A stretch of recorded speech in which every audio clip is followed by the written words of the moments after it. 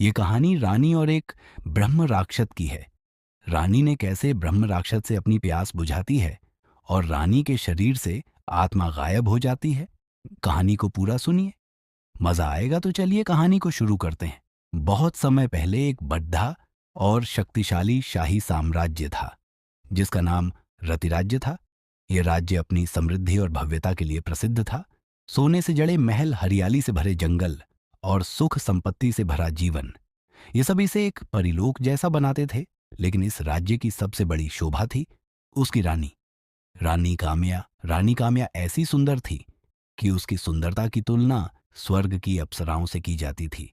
उसकी चमकती आंखें, सुनहरे बाल और रेशमी त्वचा ने हर किसी का मन मोह लिया था। लेकिन रानी की असली ताकत उसकी बुद्धिमानी और राजनीति में गहरी समझ थी। वह सिर्फ सुंदर नहीं थी, वह अपने विचार और योजनाओं से राज्य की शक्ति को बढ़ाने में राजा वात्यसेन की मदद करती थी। लेकिन रानी काम्या की जिंदगी उतनी खुशहाल नहीं थी जितनी वह बाहर से दिखती थी। राजा वॉयसेन एक मेहनती और न्यायप्रिय शासक था, लेकिन वह अपने राज्य की जिम्मेदारियों में इतना व्यस्त था कि अपनी पत्नी को समय नहीं दे पाता था। रानी के जीवन में एक अजीब सा खालीपन था। महल के अंदर भले ही हर विलासिता मौजूद थी, लेकिन रानी को वह सच्चा सुख नहीं मिलता था जिसकी उसे तलाश थी। उसकी रातें अकेली और ख्वाहिशों से भरी रहती थीं। वह अपने मन में अनगिनत इच्छाएं पालती थी, लेकिन वे कभी पूरी नहीं हो पाती थीं। महल की दीवारों के भीतर कुछ ऐसा था जो बाहर की दुनिया नहीं जानती थी। हर रात रानी अपनी खिड़की से बाहर अंधेरे आसमान को देखती और अपने जीवन की अधूरी ख्वाहिशों को सोचती। महल के नौकर चाकर भी उसकी आंखों में छिपे दर्द को समझते थे, लेकिन कोई भी कुछ कहने की हिम्मत नहीं करता था। रानी का अकेलापन धीरे धीरे बढ़ता जा रहा था। उसे ऐसा लगता था जैसे उसकी आत्मा कहीं खो गई हो। उसे अपने अंदर एक अजीब सी बेचैनी महसूस होती थी जिसे वह समझ नहीं पाती थी।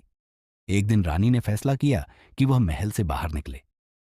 वह अपनी बहन राजकुमारी सौम्या के साथ जंगल की सैर पर गई। सौम्या रानी की एकमात्र दोस्त थी जिसे वह अपना दिल खोलकर सब कुछ बता सकती थी। जंगल की ठंडी हवा और चिड़ियों की मधुर आवाज ने रानी के दिल को थोड़ी राहत दी। लेकिन अचानक उनकी नजर एक बूढ़े साधु पर पड़ी जो पेड़ के नीचे ध्यान में बैठा था। साधु की उपस्थिति रहस्यमय थी। रानी ने साधु से पूछा, हे साधु, तुम कौन हो और इस सुनसान जंगल में क्या कर रहे हो? साधु ने अपनी आंखें खोली और धीमे स्वर में कहा, हे रानी, मैं यहां नहीं बल्कि तुम्हारे भीतर की बेचैनी को देखने आया हूं। तुम्हारी आंखें जो कहती हैं वह तुम्हारा दिल नहीं समझ पाता। रानी काम्या साधु के शब्दों से अचंभित थी। वह ठिठक कर खड़ी हो गई और उसकी बहन सौम्य भी घबराई हुई थी। तुम मेरे दिल के बारे में इतना सब कैसे जानते हो? रानी ने संदेह से पूछा। साधु ने धीरे से मुस्कुराते हुए कहा, मैं साधारण इंसान नहीं हूं। मैं उन आत्माओं की आवाज सुन सकता हूं जो अधूरी इच्छाओं में बंधी रहती है। तुम्हारे मन की पीड़ा मुझे साफ दिखाई देती है। तुम जो चाहती हो वह तुम्हें कभी नहीं मिला और अब तुम उससे दूर भागने के लिए तैयार हो। रानी को यह सुनकर लगा कि साधु उसकी आत्मा के भीतर झांक रहा है। उसने अपने अभिमान को छिपाते हुए कहा, अगर तुम सब कुछ जानते हो तो बताओ कि मेरी इस बेचैनी का हल क्या है? साधु ने अपनी झोली से एक चमकीला चिराग निकाला। यह चिराग पुराना लग रहा था, लेकिन उसकी सतह पर अजीब सी चमक थी, जैसे वह किसी रहस्य को छुपा रहा हो। यह जादुई चिराग है, साधु ने कहा। यह तुम्हारी हर ख्वाहिश पूरी करेगा, लेकिन ध्यान रहे, हर ख्वाहिश की एक कीमत है। इसे इस्तेमाल करना आसान है, लेकिन इसका परिणाम समझना मुश्किल। रानी के चेहरे पर जिज्ञासा और लालसा उभर आई। उसने पूछा, यह कीमत क्या है? साधु ने गंभीर स्वर में जवाब दिया, तुम्हारी आत्मा का एक छोटा हिस्सा हर बार घट जाएगा। जब तुम एक इच्छा मांगोगी तो तुम्हारी आत्मा का एक अंश कम हो जाएगा। जितनी ज्यादा ख्वाहिशें उतनी ही आत्मा का नुकसान। लेकिन मैं तुम्हें चेतावनी देता हूं रानी, यह चिराग तुम्हें अपनी इच्छाओं का गुलाम बना सकता है। रानी ने साधु की बातों को सुना, लेकिन उसकी इच्छाओं की गहराई इतनी अधिक थी कि उसने चेतावनी को अनदेखा कर दिया। उसने चिराग लिया और कहा, मैं तैयार हूं। साधु ने गहरी सांस ली और कहा, अब यह तुम्हारे ऊपर है। यह चिराग तुम्हें सुख दे सकता है या विनाश कर सकता है। मैं अपना कर्तव्य पूरा कर चुका हूं। रानी काम्या महल लौटकर उसने चिराग को अपने कक्ष में रख दिया और रात तक उसे देखती रही। उसकी बहन सौम्या ने चेतावनी दी कि बहन, यह चिराग खतरनाक लग रहा है, तुम्हें इसे इस्तेमाल नहीं करना चाहिए। लेकिन रानी ने उसकी बातों को नजरअंदाज कर दिया।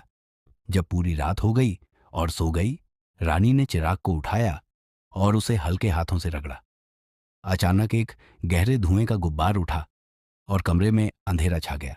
धुएं के बीच से एक विशाल ब्रह्म राक्षस प्रकट हुआ। उसका शरीर विशाल था और उसकी आवाज गूंजती हुई थी, हे रानी काम्या, मैं तुम्हारा सेवक हूं। ब्रह्म राक्षस ने कहा, मैं तुम्हारी हर ख्वाहिश पूरी करूंगा, बस मुझे आज्ञा दो। रानी कुछ देर के लिए डर गई, लेकिन फिर उसने खुद को संभाला। उसकी आंखों में एक चमक आ गई। उसने कहा, मुझे खुशियों का एहसास दिलाओ, मुझे वह सब दो जो मैं चाहती हूं। ब्रह्म राक्षस ने अपनी शक्तियों का प्रयोग किया। अचानक रानी के कमरे में सुनहरी रोशनी फैल गई। उसने महसूस किया कि उसके भीतर की अधूरी ख्वाहिशें पूरी हो रही हैं। वह एक गहरी तृप्ति में खो गई। लेकिन अगली सुबह जब रानी जागी तो उसे अपने अंदर एक अजीब सी हल्कापन महसूस हुआ। उसकी आत्मा का हिस्सा मानो गायब हो गया हो। उसने इसे नजरअंदाज किया और फिर से चिराग को रगड़ा। रानी ने बार बार चिराग का इस्तेमाल करना शुरू कर दिया। उसने ब्रह्म राक्षस से धन दौलत, विलासिता और सच्चे सुख मांगे। महल का हर कोना अब सोने और कीमती रत्नों से भर गया था। राजा वात्यसेन भी इस बदलाव को नोटिस करने लगा, लेकिन रानी की इच्छाओं के पीछे के रहस्य को समझ नहीं पाया। महल में एक रहस्यमय माहौल बनने लगा। नौकर चाकर को अजीब आवाजें सुनाई देती। रात को महल के गलियारों में परछाइयां चलती। रानी की इच्छाओं के कारण महल का वातावरण बदलने लगा था। हर ख्वाहिश के साथ रानी के अंदर का खालीपन बढ़ता गया। उसकी आत्मा धीरे धीरे खो रही थी। जिन हर बार चेतावनी देता, लेकिन रानी उसकी बातों को अनसुना कर देती। महल में अब सब कुछ बदल चुका था। हर कोने में ऐसी विलासिता थी जो किसी सपने से कम नहीं लगती थी। दीवारों पर सोने की नक्काशी, झूमर से गिरती हीरे की चमक और हर कमरे में असाधारण सुख साधन। महल अब एक जादुई दुनिया जैसा बन गया था। लेकिन इस चमक दमक के बीच डर भी फैलने लगा था। नौकर चाकर ने कहना शुरू कर दिया था कि महल में अजीब घटनाएं हो रही हैं। रात के समय उन्हें ऐसा लगता जैसे कोई परछाई उनके पीछे चल रही हो। कभी कभी रानी के कमरे से किसी के रोने की आवाज सुनाई देती है, लेकिन जब वे अंदर जाते तो रानी अकेली होती। राजा वात्यसेन ने भी रानी में बदलाव महसूस किया। उसकी आंखों की चमक गायब हो गई थी।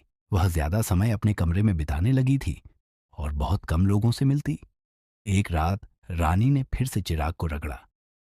धुएं के बीच ब्रह्म राक्षस प्रकट हुआ।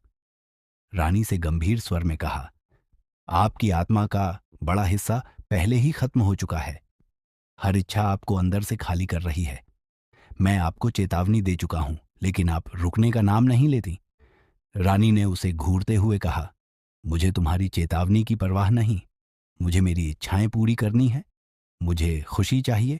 इस बार रानी ने जिन्न से मांग की, मुझे वह खूबसूरती दो जो समय के साथ कभी न मिटे। मैं हमेशा जवान और सुंदर रहना चाहती हूं। ब्रह्म राक्षस ने एक गहरी सांस ली और कहा, तुम्हारी ख्वाहिश पूरी होगी, लेकिन इसकी कीमत बहुत भारी होगी। ब्रह्म राक्षस ने अपनी शक्तियों का इस्तेमाल किया। रानी की सुंदरता और बढ़ गई। वह अब और भी आकर्षक लगने लगी, लेकिन इस ख्वाहिश ने उसकी आत्मा का एक बड़ा हिस्सा छीन लिया। रानी को भी अपने अंदर एक बदलाव महसूस होने लगा। उसे लगता जैसे उसकी इच्छाओं के बावजूद वह अंदर से खाली होती जा रही है। वह जितना ज्यादा मांगती, उतनी ही अधूरी महसूस करती। एक रात रानी को एक अजीब सपना आया। रानी ने देखा कि एक सुनसान रेगिस्तान में खड़ी है। चारों तरफ कोई नहीं था। अचानक एक परछाई उसके पास आई और कहा, तुमने अपनी आत्मा का सौदा किया है, अब तुम अकेली हो। तुम्हारी इच्छाएं तुम्हें खत्म कर देंगी। रानी घबरा कर उठ गई। उसे पसीना आ रहा था, लेकिन उसने इसे केवल एक सपना समझा। कुछ समय बाद रानी को यह महसूस होने लगा कि उसकी खूबसूरती और विलासिता भी उसे खुशी नहीं दे पा रही। उसे डर था कि समय के साथ उसकी खूबसूरती मिट जाएगी और वह अकेली रह जाएगी। उसने ब्रह्म राक्षस को फिर से बुलाया। मुझे अमृतत्व चाहिए, उसने कहा। मैं हमेशा के लिए जवान और अमर रहना चाहती हूं। मैं कभी ना मरूं और हमेशा दुनिया पर राज करूं। ब्रह्म राक्षस ने एक पल के लिए चुप्पी साध ली। फिर उसने कहा, यह आखिरी ख्वाहिश आपकी आत्मा का बचा हुआ हिस्सा भी खत्म कर देगी।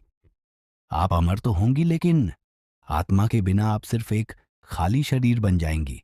क्या आप इसके लिए तैयार हैं? रानी ने सोचा भी नहीं। उसकी लालसा इतनी गहरी थी कि उसने बिना किसी झिझक के कहा, मैं तैयार हूं। ब्रह्म रक्षरात ने अपनी शक्तियों का इस्तेमाल किया। कमरे में एक गहरा अंधेरा छा गया। रानी को लगा जैसे उसके अंदर से कुछ निकल रहा है। जब अंधेरा छटा तो रानी को महसूस हुआ कि वह अब अमर है। उसकी खूबसूरती और शक्ति अब हमेशा के लिए थी। लेकिन जल्द ही रानी को एहसास हुआ कि जिन्न ने जो कहा था वह सच था। वह अमर तो हो गई थी, लेकिन उसकी आत्मा पूरी तरह खत्म हो चुकी थी। वह अंदर से पूरी तरह खाली थी। उसे अब किसी भी चीज में खुशी नहीं मिलती थी।